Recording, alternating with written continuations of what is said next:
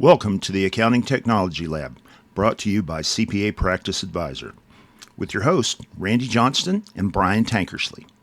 Welcome to the Accounting Technology Lab. We're coming to you live from Orlando in the Marriott World Center, where we're attending Scaling New Heights 2026. Now, it turns out Brian and I are fortunate enough that we've produced sessions here, but just wanted to give you a sense of what's going on here, and as you try to evaluate which show or shows might be appropriate for you. You know, this year's show actually had quite a little bit of attraction, but it was called Strange New World. And, you know, there's just a lot of things that are strange with AI. But what wasn't strange is attendance was solid, about 2,000 attendees here, and by my count, 133 exhibitors. I had the good fortune to actually do a walking tour of all of the new AI-powered general ledgers, which we've covered in other accounting technology labs. I'm sure there's going to be more that we'll talk about in the future. But just to set this up, the Sunday sessions, the orientations for first-time attendees, I actually decided to attend for a change. And it was healthy because I got to hear what newbies were being told, and I don't have a good count on the first-time attendees, but I would say it was probably 100 to 150, and it might have been more than that. And then the practice advancement session, which Joe has taught frequently on Sunday mornings, I had not sat in one on a while, and he did a nice job talking about AI. And Joe basically started a 40,000 foot overview of AI and then drilled down to a 30,000 foot overview and then down to 20,000. And you've heard me do that. In fact, we've both done that, talking about workflow through the years. But Joe's points were that, you know, here's the big picture on AI with all of the chat GPTs and so forth, but the landscape has really combined, has evolved into a combination of the large language models, the machine learning, and so forth. And that the 20,000 foot view, it says that you can actually use AI to provide more advisory services. I think that's probably true, by the way. And then at the 10,000 foot view, actually having AI as a growth engine, and then what he would call on the ground, where there were actual live steps. Overall, a nice setup for the people that were there. And that is a lot of the members and a lot of the newbies got to hear all of that. Unfortunately, instead of being in fabulous Orlando, I had the privilege of spending the day in the Miami airport, courtesy of my friends at American Airlines. But the good news is they had an Amex lounge. So, you know, I noshed and watched World Cup and just had a good time. But unfortunately, I only had the main man here. Yeah. So on that point, then I attended a couple of sessions. I wanted to see what Mara Nagorowski said about bigger data, and that was a nice session. So again, we know that to make AI work properly, you have to get your data clean, and we've talked about that. And we've seen that in other events. I like his operation. He just, Nuba Networks and Nagorowski Consulting, I mean, he for so many years has solved so many pain points in CAS that nobody else did. Yeah, and when you look at that whole Mendelsohn operation, you know, he's just trying to do a lot of the right things.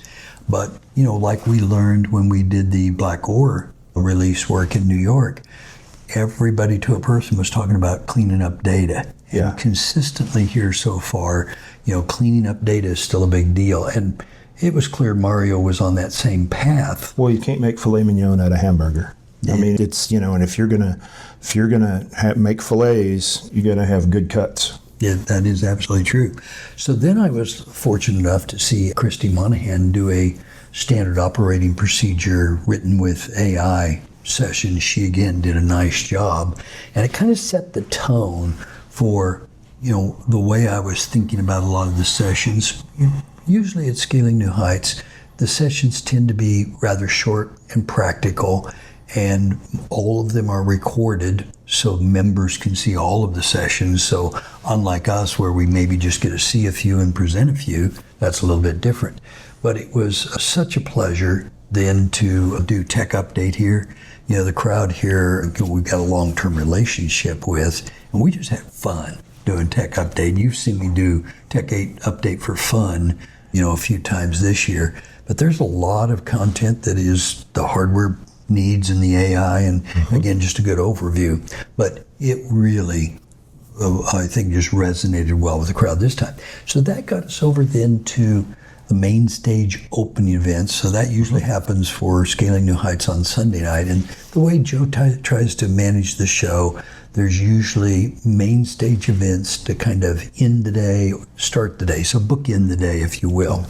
And he had brought in a, known as the world leading tech magician, Keelan Laser out of the UK, and his wife, I think her name was Elizabeth. But, bottom line was he did some wonderful tricks using iPads and robots and so forth.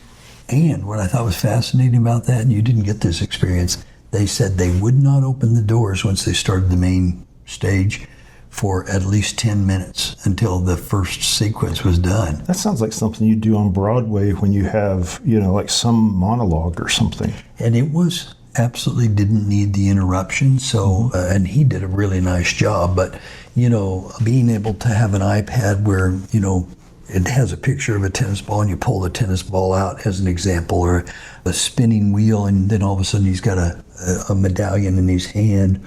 Or one of my favorites was the butterflies, where the butterflies started coming out and all of a sudden there's butterflies flying everywhere. Or the reverse. He had a red scarf and he got sucked into one of the iPads, that type of thing. And they used a robot dog. Well, some iPads do suck. Yeah, well, that does happen. But this one was hard to picture where it went.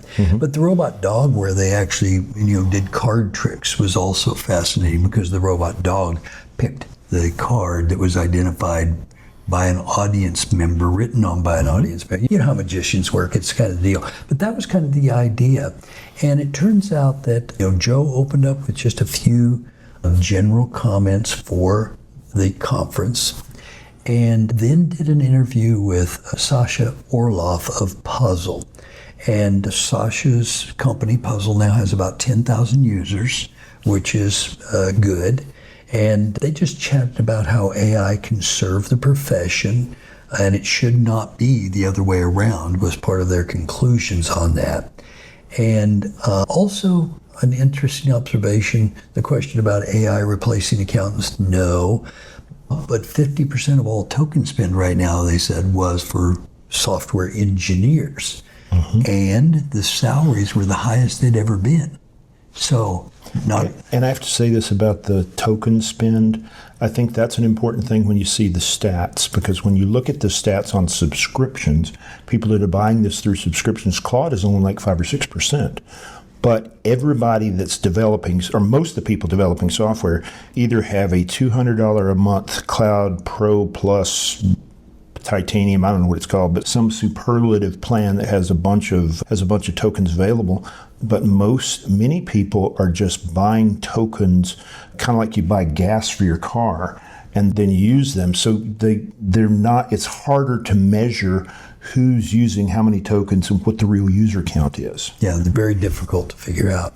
So then at that point, a little bit of a history walk with Joe. But this is the 18th Scaling New Heights, and he started the first one at the Crowne Plaza in Atlanta with 250 people. For this to be 2,000 people this time around, that's quite an accomplishment. But next up was David Barrett. David founded Expensify, and actually something I didn't know, and I can't verify in fact, but I am going to repeat it here. David Barrett had coded Expensify with blockchain the year before Bitcoin's blockchain came out. Really? And that's pretty verifiable. And it's like, that's pretty interesting. I knew he was, hardcore coder, but that was also interesting. And then he went on to explain how AI should work and what the experience should be like. And I hadn't really thought about the AI enablement in the expense tracking product that he's built, but he was very thoughtful about how he deployed the AI. And so that was worth seeing. And then really the star of the show was, Dr. Daniel Susskind. We've recommended the book before. His book originally was out about 2015, and I reread it anticipating his presentation. What's it called? the next generation of the professions or something like that. And that book, as it turns out, he's actually got a new one coming in the fall, which is about, what you should do with children and so forth. But the key here is that he quoted a fair bit of statistics and tried to show the arc of what had happened with agricultural and manufacturing and so forth. And, also the impact on several different areas. So he basically said, look, I'm going to talk about 6 areas. I'm going to talk about blue collar, I'm going to talk about white collar, then I'm going to talk about AI, and then I'm going to return to white collar, and then I'm going to talk a bit about education, and then artificial general intelligence. And it was a nice arc. He moved fairly quickly. There were a lot of facts that he covered, things that you and I have talked about in the past, and including things like Deep Blue, the chess piece, and the Garry Kasparov defeat, and then That's 30 years ago, isn't it now? I mean, it's 1997, which is hard to believe. And then also the Jeopardy situation with Watson, which he cited. And his father was actually early on in AI and created the first AI-based law system. So father-son are, both heavy into this stuff.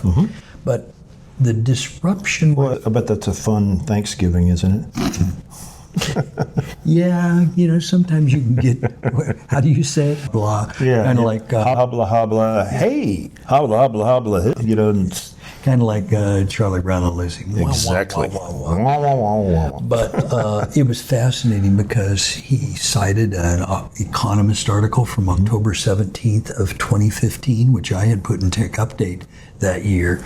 And so it was a little bit like Old Home Week, but many of the statistics I knew from his book, but also had incorporated in our presentations through the years. So The Future of the Professions, that's the title. Future of the Professions. That's the title. It's a great book. It is. So as it turns out, in 2017, McKinsey published a piece saying that 5% of jobs can be automated, and he breaks down tasks. And that's really the key learning here.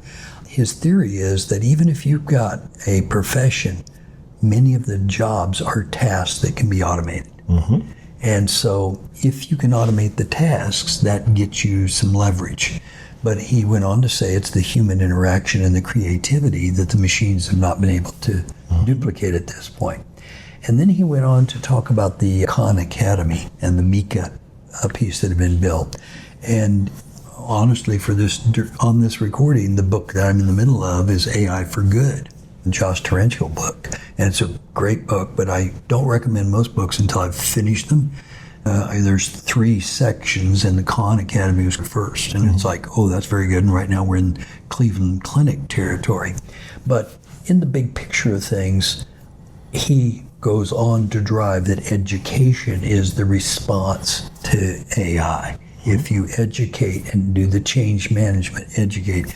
But several attendees that I respect here and several innovators are saying that they're using as much as 1/3 of their time on education right now. So if you think about it, and we'll just talk 40-hour weeks, if you're spending 10, 12 hours on AI every week, most of us don't have that type of... I'm spending about 30. Because it's one of those things that is, for what we do, which is training and development and consulting and workflow tracking and all that, it's you can either run as fast as you can now, or you can take early retirement, and so we're, tying those shoes. Yeah. So it turns out then, closing up with artificial general intelligence and, just end-to-end a well thought out presentation, but he suggested that you take AGI a lot more seriously, but it's going to take a combination of business leaders and politicians and parents, and it's a profound change. But that, I'll say, caution about taking that seriously is a big deal. So in any case, then from there, the conference started unfolding, and again, every time there was a main stage presentation, usually the magician would come back out and do some sort of routine at the beginning of their end. So Keelan and his wife as the assistant did a number of those, and that really was true on each one. Now, because of time constraints, we probably will talk a bit more about vendor sessions and other observations in another accounting technology lab. But it is clear that there's much going on, and the level of scaling new heights is quite different this year than it has been in prior years. But I still got to have my audience with the Pope of Pricing, Ron Baker, and I got to see, Joe and Caleb, and got to meet a lot of new people here. It's always fun to go here because it's a very nice crowd. Yeah, that good people doing good things for a lot of businesses. Yep. And let's face it, Microsoft was an anchor sponsor, and realistically, my ability to deliver AI sessions here was probably enhanced because of that. I think between us, we've got 5 AI sessions in addition to Tech Update. And I will say this, we're not the only AI sessions here. And, Microsoft, though, I will say this, I think people people getting all excited about Claude, and they got really excited about ChatGPT. But what I don't think they don't get is that Microsoft is taking the compliance very seriously. And I think they're the only ones that I'm seeing, especially in light of the logging that they started to do with the new Claude that even enterprises couldn't opt out of. I think that, the Claude 5 that they pulled, Fable, I guess it is. I think Microsoft has got the right approach to use of AI inside of companies because they're dotting the I's and crossing the T's. And as a profession where when you don't dot the I's and cross the T's, bad things happen, it's a very, I think you need to pay attention to that. Mm-hmm. And, along that line, this is a big year of AI governance. Mm-hmm. Last year we said you always start with a policy, but now you've got to try to restrict things with governance. Mm-hmm. And Brian reviewing a new AI policy that we've created, but it's got 26 different governance-related issues on the AI platforms, including all of the bigs, Wolters Kluwer and Thomson Reuters and so forth, but even smalls like Canopy interfacing with Filed, and we talk about the reasons that happens. But as I started digging into what you have to think about as you use different platforms, there's way more there than I thought. And so the simplistic AI policy that I had recommended in the past, it just didn't stack up to today's needs. And you're going to hear us talking more and more about the governance and coding and all these things that you can do with AI. And I've got a session that I'm doing actually tomorrow as we're recording this. It's Monday night. I'm going to do the session tomorrow afternoon, but we're going to talk about the governance issues in pretty good detail. And one of the things that we're going to talk about are privacy policies and EULAs, because EULA, of course, is an end-user license agreement. One of the things that I think that people don't realize is that in many of these EULAs, they incorporate by reference the subprocessors user license agreements. And sometimes they don't even tell you who that is. They just say, we have subprocessors, and by the way, they have their own user license agreements, and you're stuck with theirs. And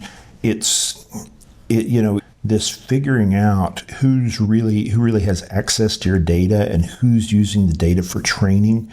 I've done a bunch of reading lately about the impact on HIPAA and FERP and all the PHI and PII rules, and it's very unclear what's permissible, but it's also clear that there's a lot of stuff going on that at a minimum is highly frowned upon. Yes. Of using data for things that are not good. And vendors at this conference, Scaling New Heights, and the prior conference, AICPA Engage, who wanted us to look at their products, normally the first thing I do is go look at the privacy policy, and the last one that I looked at today said, we use subprocessors. Didn't name them, didn't say anything, didn't know reference, and it was like, oh, good. But, let's take a couple of other names. I am Oz, that's who the subprocessor is. Yeah. The guy behind the curtain. Behind the curtain, for sure. Yeah. But, I want to call out two other things which we're not really trying to talk about in this podcast, but just of note. The Meta Ray-Ban glasses, there was a winner from Main Stage Today. They got a pair of those. And, if you look at the privacy on Meta Ray-Bans, it's not pretty. And meta and privacy are two words that should not be in the same sentence. most of the time not. And then the other big announcement with the Worldwide Developer Conference from Apple was the alliance between Apple and Google, which will unfold as the year goes on. So when we look at the new generation AI computers, the Google book, which is not a Chromebook, it's an AI machine, and NVIDIA's machine, I'm watching this processing power at the edge and where the big players are playing, and we'll try to get some clarity for you on those topics in future accounting technology labs. But I got to tell you, it's not clear to me right now, so I'm not sure I could explain it to you. My gut is that we are so reliant on having stable systems that this new crazy stuff at the edge that's experimental and everything, we have 2 or 3 years before it really starts affecting us. And the other thing is that from a regulatory perspective, because we have all this super private data, we have to be grown-ups all the time. And that's the hard thing, because the salespeople, a lot of them can do all kinds of crazy things with data, and they can put leads in there and everything else, because when somebody puts their data in a form and they hit send, you can do just about anything you want with it. But it's the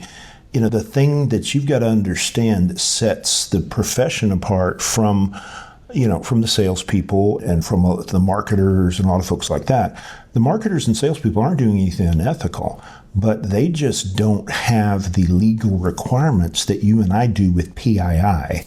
And that's why I think Microsoft that's why I think Copilot really has some legs, even though there have been some criticisms of the platform.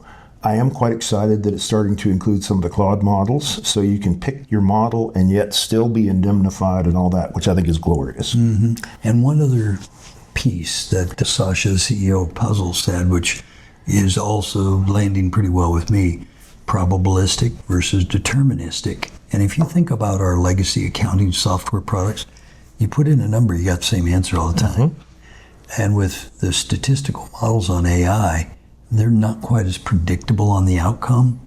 And the analogies that he used in several different situations did make sense. Yeah, one of them was, do you want do you want the accuracy of vending machines or the accuracy of slot machines?